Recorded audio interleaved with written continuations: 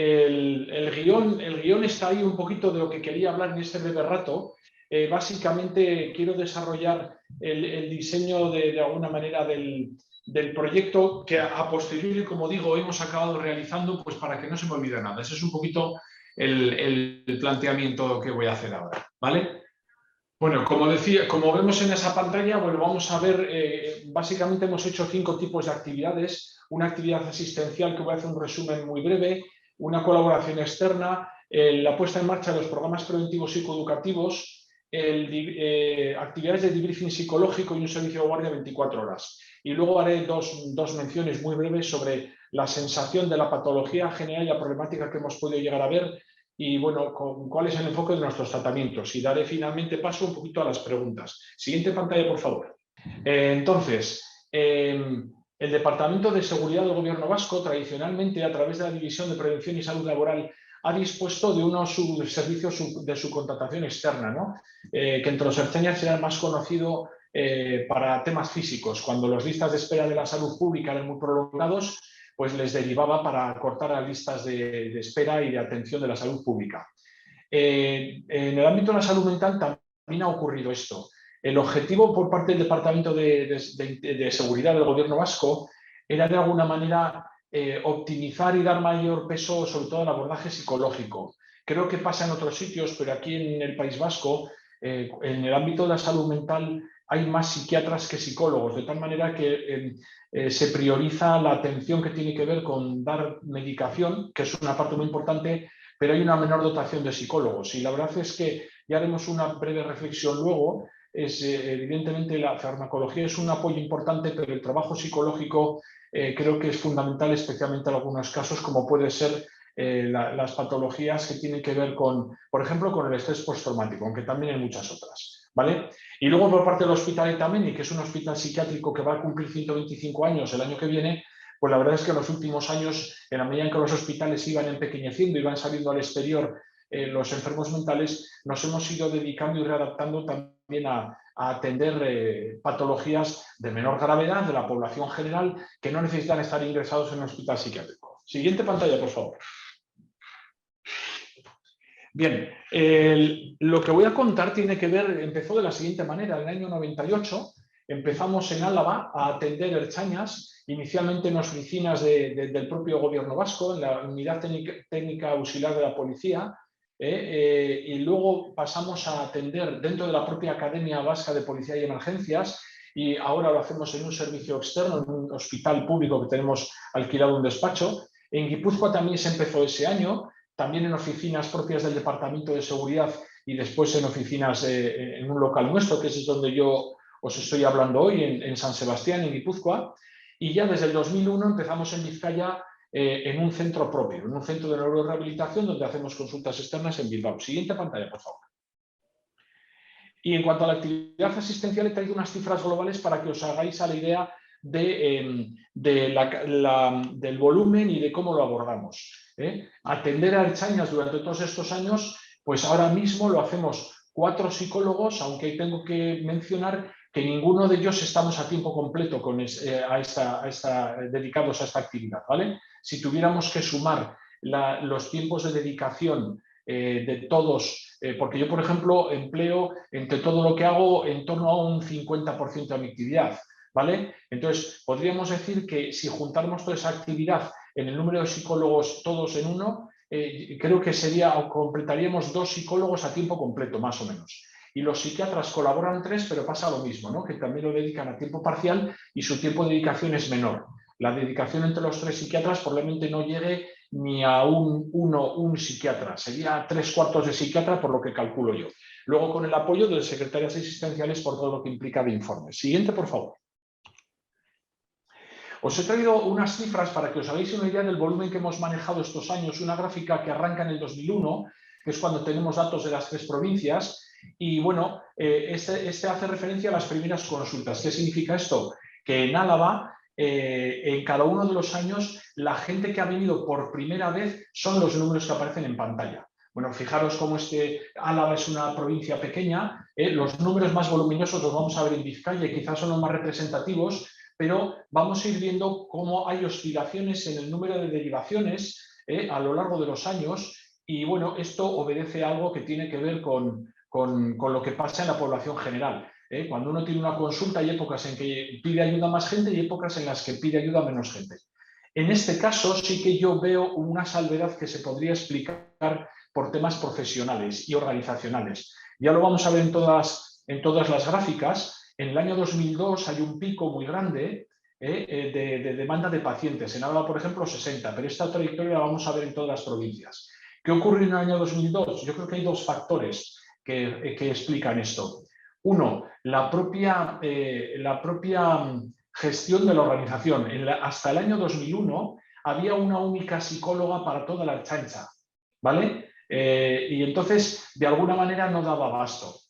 Y sin embargo, en el año 2001 hay un cambio porque se incorpora a finales del 2001 una segunda psicóloga del propio departamento y además me incorporo yo, como luego describiré brevemente, a tiempo parcial a ayudar. Entonces, claro, si estamos ya 2 personas y 3/4, pues la capacidad de gestionar y derivar es mayor y por tanto se atiende a más gente. Pero hay otro segundo factor, que lo explicaré también después, y es que en el año 2001, de alguna manera, ETA abrió la veda para atentar contra la Policía Autónoma Vasca de una manera indiscriminada. Es decir, hasta ese año, normalmente los ertzainas que habían muerto tenían que ver con atentados o intervenciones policiales en los que ellos actuaban como policías y de alguna manera ocurría un desenlace trágico por algún enfrentamiento armado. Pero en el año 2001, como en la muerte de Iñaki Totorika en Hernani, es la primera vez que, de alguna manera, ETA fija su mirada en ertzainas de base y además genera y provoca trampas y encerronas para gente que no está ni en primera línea en una detención de un comando o no es un alto cargo de la Ertzaintza, no es un mando, ¿de acuerdo? Siguiente, por favor. Esto es otro gráfico que hace referencia al número de consultas hechas, no ya al número de pacientes que han venido, sino al número de consultas hechas a lo largo de los años, ¿de acuerdo? Esto es en Álava. Siguiente, por favor. Esto sería Guipúzcoa. Ya veis cómo los números siguen siendo pequeños. Este año 2021 hemos atendido por primera vez a 16 personas. Siguiente, por favor.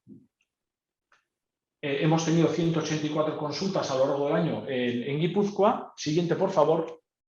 Y el dato más representativo por volumen tiene que ver con los datos de Vizcaya. En Vizcaya, pues Vizcaya viene a ser, viene a triplicar o incluso quintuplicar, no sé los datos exactamente, respecto de la población de Álava, por ejemplo.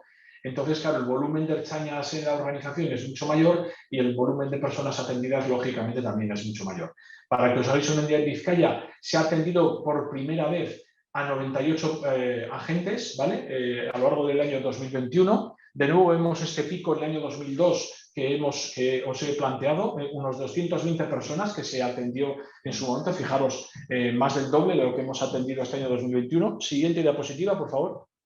Y el número de consultas, para que os hagáis la idea, a lo largo de todo el año 2021 han sido 931, pero fijaros cómo vemos un pico en el año 2002 de 2.655 y en el año 2004 de 2.662, para que os hagáis una idea del volumen de actividad asistencia. Siguiente, por favor. En resumen, y por dar números globales, a lo largo de todos estos años, desde el año 98 en Álava, hemos visto por primera vez a 459 personas, en Guipúzcoa 335 y en Vizcaya 2.219, hace un total de 3.013 agentes. De una plantilla hipotética de 8.000 agentes de la Ertzaintza que ahora mismo no están cubiertas, creo que ronda los 7.500, teniendo en cuenta que ha habido un relevo generacional, es decir, no hemos visto a ese porcentaje sobre los 8.000, sino que de alguna manera ha habido gente que hemos atendido en varios episodios y luego ha habido gente que hemos atendido que ya está jubilada, con lo cual en realidad ese porcentaje respecto del global del colectivo de la Ertzaintza sería menor, ¿vale? Pero bueno, nos hace un poquito una idea de números aproximados, pues cómo podríamos decir que en algún momento de todos estos años probablemente habremos atendido a una cuarta parte de la población, aproximadamente, teniendo en cuenta que la problemática con la que vienen no siempre es laboral, que yo ahí creo que es muy interesante lo que ha comentado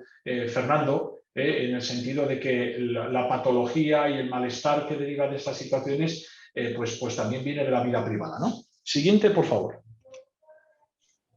Bien, el segundo ámbito, la fórmula de colaborar fue que bueno, que en su momento, os decía que en el año 2001 había una única psicóloga en el Departamento de Seguridad y, bueno, pues solicitaron un refuerzo externo que en este caso ocurrió en forma de mi persona, de tal manera que parte de mi tiempo, en septiembre del 2001, me ubiqué temporalmente en dependencias del Departamento de Seguridad del Servicio de Prevención y ahí enlazo con lo que os decía antes, ¿no? Cuando al hospital solicitaron que yo fuera a iniciar allí un trabajo de colaboración, no sabíamos muy bien ni qué íbamos a hacer ni dónde íbamos a acabar.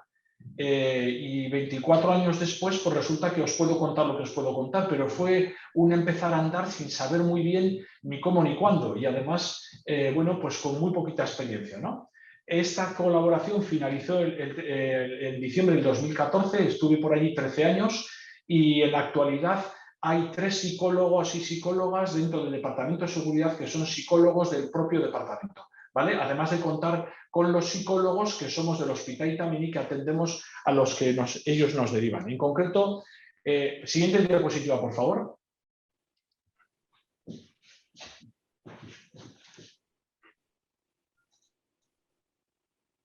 Sí, entonces, bueno, decía que qué labor hacíamos o hicimos o qué labor hacen ahora los psicólogos del propio departamento.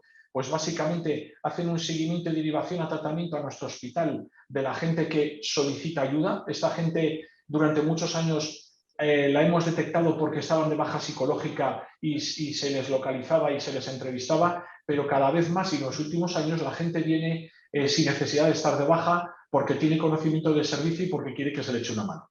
También se hace gestión de armas. En ese sentido ha habido cambios durante la actividad de ETA. Pues incluso aunque a los agentes estuvieran de baja psicológica, no se retiraba el arma por temas de seguridad, salvo que se valorara individualmente que realmente había un gran riesgo para la propia vida de la gente, ¿vale? Y desde el año de 2014 pues se retira automáticamente a todas las personas pues, que están de baja psicológica. En los últimos, desde el año 2020-2021, en ese lapso de tiempo, incluso se retira el arma a aquellos agentes que están de baja, aunque no, siempre y cuando pasado un mes no se conoce el motivo de la baja, si psicológica o física, ¿vale? También se hacían labores que tenían que ver con las incapacidades permanentes, es decir, la valoración desde un punto de vista psicológico de aquellas personas que no estaban capacitadas para continuar con su labor policial. No me voy a extender aquí, aunque si en el turno de preguntas surge alguna cosa, podemos hacer algún comentario en ese sentido. Digo por la premura de tiempo. Y siguiente diapositiva, por favor. Pues la otra labor que se hace desde la psicología del departamento tiene que ver con la segunda actividad, valorar hasta qué punto una persona necesita, al menos temporalmente, una adaptación de su puesto de trabajo o bien una modificación permanente de su puesto de trabajo. Que ahí nos suscita una reflexión filosófica muy interesante que no sé si está del todo resuelta y es realmente se puede adaptar siendo policía un puesto de alguien que no tiene las condiciones psíquicas suficientes. Pues tal y como está la ley actual de la ley de policía del País Vasco, creo que es complicado, pero bueno, podría llevarnos a una discusión interesante. Siguiente diapositiva, por favor. Y luego ya entraríamos en los programas preventivos psicoeducativos. Esto se pone en marcha de una manera quizás poco premeditada, un poquito espontánea con la muerte del asesinato de Iñaki Totorika el 9 de marzo del 2001, en la que el departamento nos solicita recorrernos todas las comisarías de la Ertzaintza de Euskadi para hablar sobre la ansiedad. Es la primera vez que la institución aborda un proyecto de esa envergadura, de tal manera que dimos charlas de 2 horas de duración en las que abordábamos el concepto de la ansiedad y el miedo, pues para de alguna manera que la gente fuera conocedora de cómo funcionan estas respuestas. Dimos 391 conferencias en 29 comisarías entre el 23 de abril y el 19 de noviembre del 2001. Siguiente, por favor. Y luego, de alguna manera, el Departamento de Servicio de Prevención se planteó ya en el año 2002 empezar a hacer una labor preventiva. Claro, en aquella época la propia Ley de Prevención de Riesgos Laborales en todas las empresas, no solo en la administración, había empezado a dar sus pasos, pero la parte de la psicosociología y la ergonomía, sobre todo la psicosociología, siempre ha sido la hermana pobre, la última en llegar, ¿no? La que nadie sabía muy bien qué hacer con ello. No tenemos que perder de vista que cuando alguien tiene una patología cardíaca hay unas pruebas que nos permiten ver cuál es esa patología. Pero en el ámbito de la salud mental las cosas son un poquito más etéreas, ¿no? 2 y 2 no siempre son 4, ¿no? 2 y 2 a veces son 5, 2 y 2 a veces son 3 y medio. Pero bueno, el caso es que de alguna manera, ante la petición del departamento, empezamos a elaborar bueno, una serie de programas de prevención que además no estaban inculturizados en la organización. Es decir, el primer programa de prevención que organizamos duraba 28 horas, era de asistencia voluntaria, tenía que ver con la prevención de la ansiedad y lo empezamos a impartir un poquito a ciegas, pues porque habíamos mirado si algo de esto se hacía en otras policías y no conocíamos ninguna otra experiencia. Entonces empezamos a rodar. Pero fijaros, los agentes venían fuera de su horario de trabajo a hacer los cursos, con lo cual venía gente muy motivada. Pero luego, a su vez, cuando venían y en ocasiones les tocaba trabajar, entonces no podían venir. Era complicado lograr una continuidad. Me acuerdo que empezaron 30 y pico personas en aquella ocasión y la última sesión llegaron a venir 8 personas. Hay 2 posibilidades, una que lo hiciéramos rematadamente mal y otra que realmente estas condiciones pues, no fueran favorecedoras. Y a partir de ahí, pues empezáramos a implantar otra serie de programas que iban dirigidos un poquito a personas muy motivadas. También seguía siendo una asistencia voluntaria. Hicimos una experiencia en el año 2003 de desarrollar capacidades personales para afrontar situaciones difíciles. Y bueno, pues de alguna manera seguíamos en esta circunstancia. Siguiente diapositiva, por favor. En esa misma circunstancia de fuera del horario laboral. A lo largo de los años, en el 2005, hicimos una intervención concreta en la Brigada Móvil con los mandos intermedios, un grupo muy reducido. En el año 2007 nos dedicamos al grupito de inspecciones oculares de la Policía Científica, también, pero eran grupos muy pequeños, necesidades muy específicas que analizábamos los psicólogos y que intentábamos darles herramientas. En el año 2010, de nuevo se repitió esta experiencia. Siguiente diapositiva, por favor. Y ya en el año 2010 empezó a ocurrir una cosa un poquito más favorecedora. La institución de alguna manera asumió esto como perteneciente a la propia organización. El primer curso que dimos ya a un colectivo mayor, dentro del horario de trabajo, con una planificación un poquito más dentro de la mentalidad de la organización, se inculturizó, se empezó a inculturizar yo creo que esta filosofía, y dimos un curso a 325 mandos y jefes de comisarías sobre comunicación de malas noticias, ¿no? Es decir, comunicación de fallecimientos. Siempre todos estos cursos han tenido una perspectiva de conocer técnicas para hacerlo bien, pero además para protegerme emocionalmente, porque los libros nos pueden dar técnicas y conocimientos, pero al final la autoprotección emocional, esto no aparece en los libros, es mucho más difícil trabajar y siempre nuestros cursos han intentado ir dirigidos en esa línea. Luego hemos hecho otros, siempre con esta perspectiva, como podéis ver, atención a víctimas de violencia de género, cómo autoprotegerse para los ertzainas que trabajaban con este tipo de perfiles de ciudadanos y ciudadanas, ¿vale? Hemos hecho varias tandas de eso. Siguiente diapositiva. Nos empezamos a meter con la prevención del estrés postraumático en el año 2016, de nuevo en el grupo de inspecciones oculares de la Policía Científica, ¿vale? Y ya lo más gordo, que de alguna manera lo más ambicioso en cuanto al volumen y al tiempo que dura, que se ha hecho, es este curso que llevamos impartiendo desde febrero de 2015 a todos los ertzainas de seguridad ciudadana. Es el de autoprotección en eventos traumáticos y conflictos interpersonales. Es decir, un curso de 4 horas en los que hablamos la primera mitad sobre cómo manejar y prevenir el estrés postraumático como riesgo específico del trabajo policial, y en un primer momento abordábamos 2 horas sobre herramientas asertivas de manejo de conflictos interpersonales, porque entendíamos que evidentemente el trabajo policial es un lugar en el que evidentemente los conflictos están a flor de piel por razón de la actividad, pero también por la razón de la convivencia interna, las dinámicas internas, trabajar con compañeros, las dinámicas dentro de las comisarías, etcétera, etcétera, pues de alguna manera nos parecía interesante. Esto sufrió un pequeño cambio, y es que en el año 2020 nos plantearon, y un poquito a consecuencia de la publicación en el País Vasco de la Estrategia de Prevención del Suicidio en Euskadi, nos invitamos a modificar esa segunda parte, de tal manera que desde enero del 2020, en este foro abordamos estas 2 primeras horas de prevención del estrés postraumático y en las 2 últimas hablamos de la prevención del suicidio en el ámbito policial, ¿vale? Hasta ahora, que sepáis, este último proyecto, se han realizado 149 sesiones hasta el 31 de diciembre, ahora lo hemos superado, de 4 horas de duración cada uno y asistiendo a 31 de diciembre del 2021, 2.965 agentes. O sea, ahora ya hemos pasado los 3.000. Siguiente diapositiva, por favor. Otra actividad preventiva que hemos realizado, que esta ya no es tan programada, sino que de alguna manera se hace un poquito a demanda, es la realización de debriefings psicológicos grupales. ¿Cuándo? Pues cuando se detectaba una intervención que se había vivido en una comisaría que pudiera resultar emocionalmente impactante.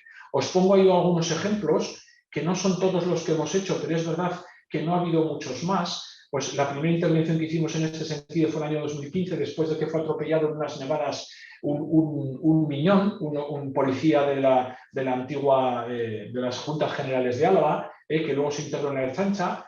Luego en el 2007 intervinimos también tras el suicidio de un ertzaina en la cárcel de Martutene, en la víspera de un despliegue, ¿vale? Después del atentado de la comisaría de Ondarroa en el año 2008, también estuvimos con los agentes haciendo un debriefing. Siguiente, por favor.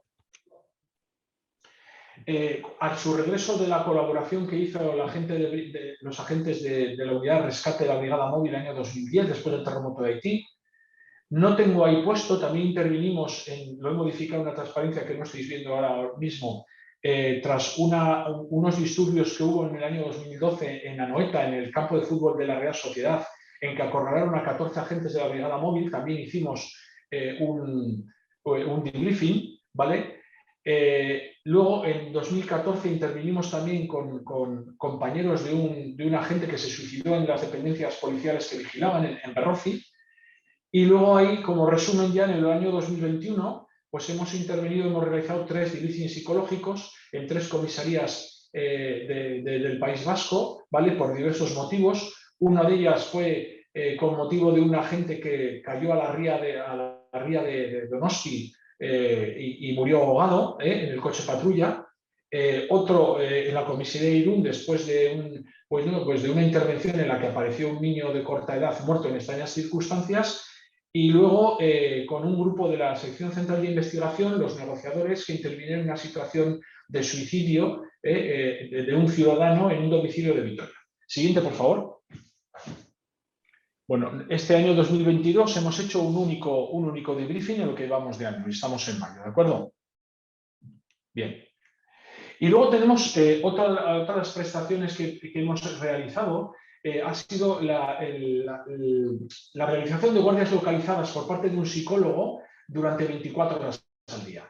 Esta actividad, de alguna manera, nace a demanda del departamento a raíz del asesinato de Iñaki Totorica y ese mismo año, a finales, de Ana Arostegui y Javier Mijangos en Beasain, ¿vale? En un pueblito de Guipúzcoa. Bueno, pues en estas circunstancias, de alguna manera, cuando los políticos y los responsables van a los lugares para atender a la familia, para de alguna manera apoyar a la familia, se ve que de alguna manera hay un gran despliegue emocional para los que de alguna manera no se sienten preparados, ¿no? Y además es normal que sea así, ¿no? Entonces, de alguna manera se pide la puesta en marcha de un servicio que esté disponible a las 24 horas para poder atender estas circunstancias. Y fruto de eso, en 2 periodos, entre abril del 2002 y diciembre del 2006, estuvimos 5 psicólogos del hospital rotándonos un teléfono de localización permanente, de tal manera que a cualquier hora del día y de la noche nos podían llamar para intervenir, no solo para atentados, que había sido la demanda un poquito original, sino también para otro tipo de situaciones que podían surgir.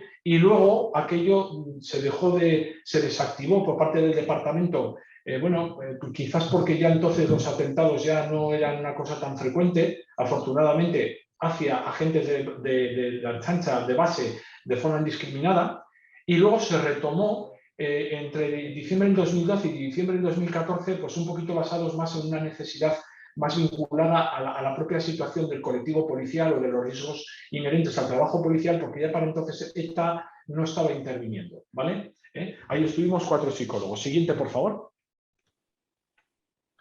En la práctica, ¿qué estuvimos haciendo durante este tipo de estos años de actividad? Bueno, pues por ejemplo, nos tocó intervenir en contención y control de descompensaciones psíquicas. Agentes policiales que tenían su propio malestar emocional, psicológico, psiquiátrico, que en un momento determinado, en su vida privada, pues de repente se descompensaban. Pues, por ejemplo, un caso llamativo en Bilbao, tuvimos que articular un ingreso involuntario de un agente que tuvo un brote psicótico, por ejemplo, ¿no?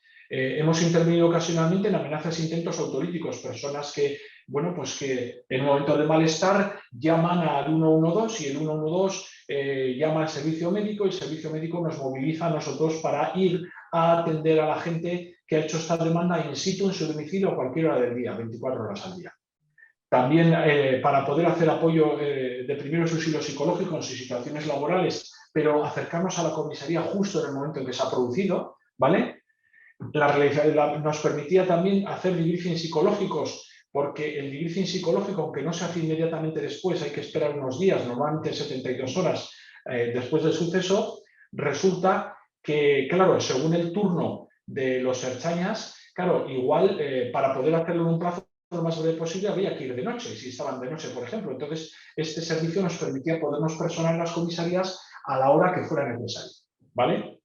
Bueno, el caso más llamativo en el que tuvimos que intervenir, al menos personalmente, fue el atrincheramiento de una ertzaina que fue al domicilio familiar en el Valle de Trápaga a intentar matar a su hermano, también ertzaina. No estaba allí, no lo consiguió y finalmente se atrincheró y bueno, tuvieron que ir los SWAT de la Ertzaintza y yo junto con el comisario de la comisaría más cercana para intervenir y que depusiera su actitud, ¿vale? Y luego ya la última parte tiene que ver simplemente con hacer reflexiones con respecto a la patología que vemos más frecuentemente. La mayor parte de las patologías que vemos son trastornos muy de la calle, ansiedad y depresiones, ¿vale? O en mucha menor cantidad vemos otro tipo de patologías. El trastorno estrés postraumático que también está presente no es muy abundante, ¿vale? Afortunadamente. Y luego vemos otro tipo de patologías mucho más residuales como trastornos de personalidad o trastornos psicóticos. Siguiente, por favor. Y la problemática que lleva la gente a la consulta son muy de la vida cotidiana. Rupturas de pareja, conflictos familiares con ascendientes o descendientes, la adaptación a ciclos vitales, a circunstancias especiales, el proceso de duelo en el que uno se ve inmerso, pues, dado la temática que nos ocupa, pues evidentemente el duelo más complicado es el suicidio de un hijo, que ya hemos tenido que atender alguna vez, y cada vez más vemos situaciones un poquito que no son de demasiada gravedad, sino que la gente de alguna manera simplemente está en crisis y que de alguna manera quiere mejorar y no sufrir tanto. Y yo, estas dos, ya me quedaba solo una que tiene que ver con los tratamientos para poner en valor un poquito la utilidad de la buena práctica, en el sentido que la medicación es un apoyo, pero solo la medicación no arregla la mayor parte de las veces las cosas, aunque es un apoyo importante. Y que la buena praxis nos lleva a nivel psicológico siempre a intervenir desde los dos puntos de vista. Y ya está, yo a partir de ahí me quedaba un poquito en vuestras manos por si alguien quería hacer alguna pregunta, algún comentario o extender algo más. Muchas gracias.